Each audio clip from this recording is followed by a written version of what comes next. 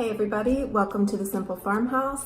I'm Laura and today I'm going to share with you how I bleach drop cloth. The temptation is actually to use too much drop cloth in a space, so sometimes I have to hold back a little bit because it's so cheap and I can make so many things out of it. In our living room I have our slip covers made of drop cloth.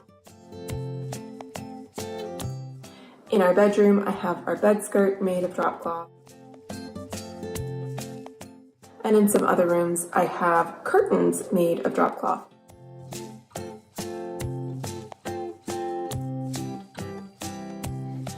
So in our homeschool room, you can see that I used an unbleached drop cloth look for our curtain panels.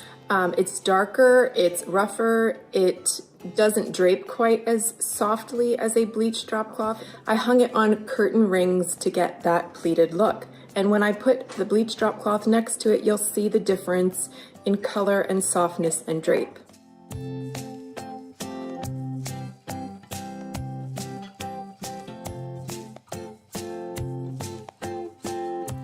So the number one trick for getting your drop cloths to come out white is using the right amount of time and the right amount of bleach. If you don't use enough bleach, it's just not going to work, and if it's only in there for one cycle or a couple of hours, it's going to be blotchy, it's not going to be done. You are going to need to plan on each panel having a full day. So if I have a big project going on, like I want to do several windows in a room with curtains, I just plan on it taking about a week to get everything bleached and clean and hung. So you're going to fill with hot water your top-loading washing machine.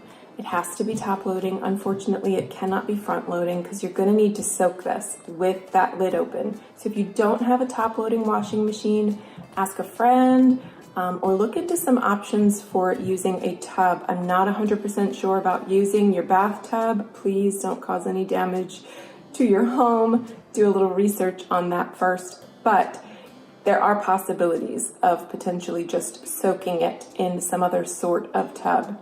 So I'm filling my washer with hot water. I'm going to put that one panel in there, one panel at a time. Don't be tempted to get it all done at once. They won't come out even. And then I'm going to add my half a gallon of bleach. I'm going to agitate it very well to make sure that the bleach is contacting every part of that panel. Then I'm going to leave the top open and walk away and get my chores done, do the homeschooling, run my errands, and every now and then throughout the day I'll come back and I'll agitate it some more. About 30 seconds, just to get that bleach moved around and make sure it's contacting all parts of the panel. At the end of the day, I'll come back and I'll run the cycle through, and then I'll run the wash again with detergent to help get rid of the bleach that's in the fabric. Another recommendation is to use linen scented bleach. I find it just really helps with how irritating bleach can be, and then your panels smell nice when you hang them in the room. I've also found if you are using drop cloths to do curtains, you're going to want the narrow. You're going to be tempted to get more drop cloth for your money, but you're going to end up with seams. So you're going to want to go with the narrow panel, the 4-foot wide panel. Those will not have seams in the middle, or they shouldn't.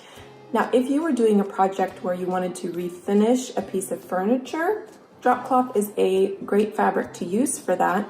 And then you could potentially get a bigger panel and rip it at the seams and have extra fabric and not be worried about where the seams are falling. So I will link below a place where you can find a quality drop cloth. Have you used drop cloth in your home for projects? I would love to hear about it below, and also leave comments if there are DIYs that you would like to see on this channel. Hit the subscribe button for more videos and tap that bell if you'd like to receive notifications. Until next time.